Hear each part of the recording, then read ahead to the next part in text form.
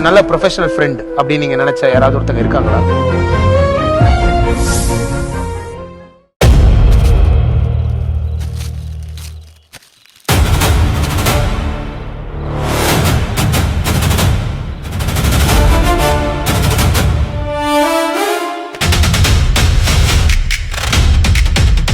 முட்டாள்?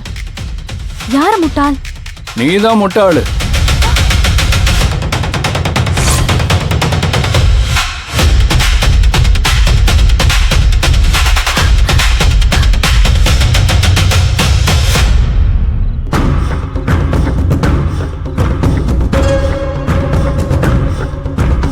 என்ன பாக்குற?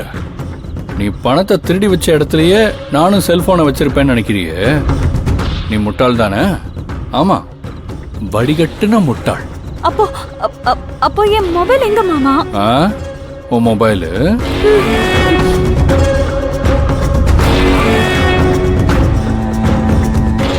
மாமா மாமா குடு மாமா குடு. இந்த பாரு, உடுங்க ட்ரை பண்ண கிணத்துக்குள்ள போட்டுருவேன். மாமா மாமா கொடுத்துரு மாமா, கொடுத்துரு மாமா ப்ளீஸ் மாமா. மாமா மாமா ப்ளீஸ் மாமா. மாமா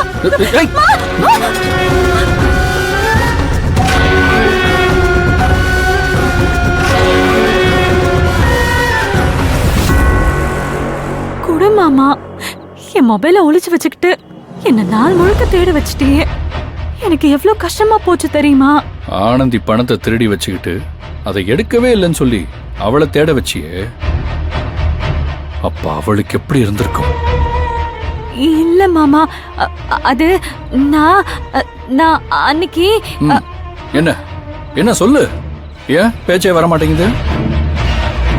அது இதுன்னு இழுக்கிற. அன்னைக்கு ஆனந்தியோட சம்பள பணத்தை திருடி இங்கதானே வச்சிருந்த. அதனாலதான் திருடனுக்கு தான் ஒளிச்சு வைக்கிற இடம் தெரியும்னு சொன்னதும் நேரா இங்க வந்திருக்க. உன்னை சிக்க வைக்கதான் நான் அப்படி சொன்னேங்கிறது கூட உனக்கு புரியாம இங்க வந்து நிக்கிறியே. அவ்வளோ அறிவு உனக்கு. இந்த அறிவை வச்சுக்கிட்டு இந்த குடும்பத்தையே ஆட்டி படைச்சிட்டு இருக்கல. சரி மாமா, அதுக்கு தான் நீ என்ன அடிச்சிட்டல, மொபைலை ஒளிச்சு வச்சு பழி வாங்கிட்டல. இப்ப மொபைலை குடு மாமா. நான் ஒளிச்சு வச்ச ஆனந்தியோட பணம் வெறும் 15,000 தான். ஆனா இந்த மொபைல் 1,00,000 மாமா. எப்படி? வெறும் 15,000? ஏன் சொல்ல மாட்டேன்? உன் அப்பா ஊர்ல இளநீ வித்த காசுல ஈஸியா 1,00,000 ரூபாய்க்கு மொபைல் வாங்கி கொடுத்துட்டாரு. உழைச்சு சம்பாதிக்கிற காசோட அருமை உனக்கு எப்படி தெரியும்? அது 15,000 இருந்தாலும் ஆனந்தி சொந்தமா உழைச்சு சம்பாதிச்சது. உனக்கும் ஆனந்திக்கும் கிட்டத்தட்ட ஒரே வயசு தானே இருக்கும். இந்த வயசுல ஆனந்தி உழைச்சு அவ அப்பாவுக்கு பணம் அனுப்புறா. நீ ஓசியில உக்காந்துக்கிட்டு உங்க அப்பா காசுலயும் எங்க அம்மா காசுலயும் எங்க உழைப்புலயும் உட்காந்து சாப்பிட்டுக்கிட்டு இருக்க. இந்த பாரு, இதுதான் தடவைங்கிறதுனால மொபைல் பாக்ஸ கிணத்துக்குள்ள இறக்கணும். இன்னொரு வாட்டி ஆனந்திட்டு ஏதாவது பிரச்சனை பண்ண அடுத்த தடவை மொபைலை இறக்க மாட்டேன், உன்னை இறக்கிடுவேன். ஜாக்கிரதையாரு.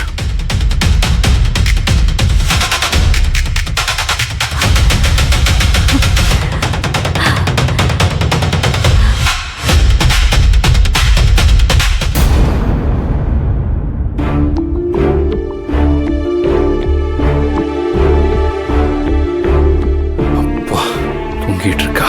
பழி வாங்கியாச்சா? உங்க ஆத்திரம் எல்லாம் தீந்துருச்சா? ஆனந்தி, நீ இன்னும் நான் ஆனந்தி. உங்க கோவம் ஆத்திரம் எல்லாமே இப்பவாச்சும் அடங்கிச்சா? துளசியை எவ்வளவு கஷ்டப்படுத்தணுமோ எல்லாமே பண்ணியாச்சுல்ல. அவ உனக்கு செஞ்சதுக்கு இதுவே கம்மிதான். ஏங்க இப்படி ஆயிட்டிய? துளசி இந்த வீட்டு பொண்ணுங்க. ஒருவேளை யாழ்னிக்கு என்னைய பிடிக்காம போயிருந்தா என்ன பண்ணிருப்பிய? யாழ்னிக்கும் உன்னை பிடிக்காம தான் இருந்துச்சு. இப்ப புரிஞ்சுக்கிட்டால. ஆனந்தி, ஒருத்தவங்களை பிடிக்கலன்னா அவங்கள விட்டு தள்ளி இருக்கணும். அதுதான் நல்லது. துளசிக்கு உன்னை பிடிக்கலங்கிறது விஷயமே இல்ல. அவளுக்கு உன் மேல இருக்கிறது கோபம் இல்ல, வெறுப்பு கூட இல்ல. அது பொறாம. அது யாருக்குமே நல்லதில்ல. அவளும் இந்த வீட்டு பொண்ணுதான் நீ நினைக்கிறல்ல. இந்த வீட்டு பொண்ணுன்னு அவன் மனசுல என்ன இருந்தா இந்த மாதிரி எல்லாம் அவன் நடந்துக்க மாட்டான். நாம செய்யற ஒவ்வொன்றும் இந்த குடும்பத்தை தான் பாதிக்கும்னு அவ யோசிக்கவே இல்லையே. அப்புறம் எப்படி அவளை இந்த வீட்டு பொண்ணுன்னு நான் நினைக்க முடியும்? சரி, துளசி செய்யறது தப்புன்னே இருக்கட்டும். என் மேல இருக்கிற கோவத்திலயோ வெறுப்புலயோ இல்ல பொறாமையிலயோ அவ தப்பு பண்றா. அத சரி பண்ண இதுதே வழியா? அவ செஞ்ச தப்பையே நீங்க செய்யறதுதே தீர்வா? உங்களுக்கு துளசி மேல கோவம் இருக்குன்னா, அவளை பிடிக்கலன்னா நீங்க விலகி தானே இருக்கணும். உங்களுக்கு ஒரு நியாயம், துளசிக்கு ஒரு நியாயமா? ஆனந்தி, நீ நிஜமாவே புரிஞ்சுதான் பேசுறியா இல்ல புரியாம பேசுறியா? நான் துளசியை விட்டு தள்ளி தான் நின்னேன். ஆனா அவளுக்கு அந்த மரியாதையை காப்பாத்திக்க தெரியல. அவன் உன்னை கஷ்டப்படுத்துறா ஆனந்தி. ஒவ்வொரு விஷயத்திலையும் மனசாட்சி இல்லாம நடந்துக்கிறா. இந்த குடும்பத்துக்குள்ள பிரச்சனை வந்துடக்கூடாதுன்னு அந்த துளசி செஞ்ச தப்பெல்லாம் நீ மறைக்கிறல்ல, அதை புரிஞ்சுக்கிற அறிவு கூட அவளுக்கு இல்லையே. அவ வழியிலே போய் புரிய வைக்கிறது தான் சரி. அதைத்தான் நானும் பண்றேன். ஆனா சண்டைக்கு தீர்வு சண்டை இல்லங்க, அதுவும் நம்ம குடும்பத்துக்குள்ள. இது சரி இல்லங்க. இது குடும்பம்னு துளசிக்கு இன்னும் புரியவே இல்லை. எல்லாருக்கும் ஆசைப்பட்ட எல்லாமே கிடைக்கிறது இல்ல ஆனந்தி. எனக்கு உன்னதான் பிடிச்சிருந்துச்சு, இப்ப கல்யாணமும் ஆயிடுச்சு. ஆனா இப்ப மனசை மாத்திக்க மாட்டேன்னு துளசி பிடிவாதமா இருக்கிறது தப்பு இல்லையா? அந்த பிடிவாதத்துக்கு ஒன்ன பலியாக்கணும்னு நினைக்கிறது அதை விட பெரிய தப்பு.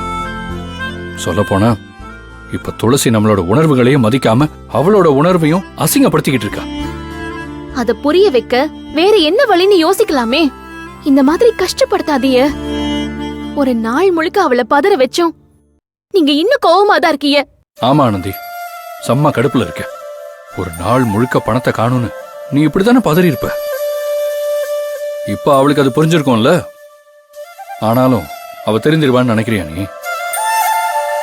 10 நாளா சாப்பிடாம கிடந்தவனுக்கு ஒரு டம்ளர் பச்சை தண்ணி கொடுத்த மாதிரி ஒரு சின்ன வாய்ப்பு தான் எனக்கு நீ கிடைச்சிருக்கு. ஒண்ணு, அவ தப்ப உணர்ந்து திருந்தணும், இல்ல இந்த வீட்டை விட்டு தலை தெறிக்க ஓடணும். அது வரைக்கும் நான் அவளை சும்மா விட மாட்டேன். இந்த விஷயத்துல யார் என்ன சொன்னாலும் நான் கேட்க தயாரா இல்ல. அதனால இது வேணாம் அது வேணான்னு எனக்கு எந்த அட்வைஸும் பண்ணாத. பணத்தை அவதான் எடுத்தாங்கிற நீ மறைச்ச கோவமே எனக்கு இன்னும் அடங்கல.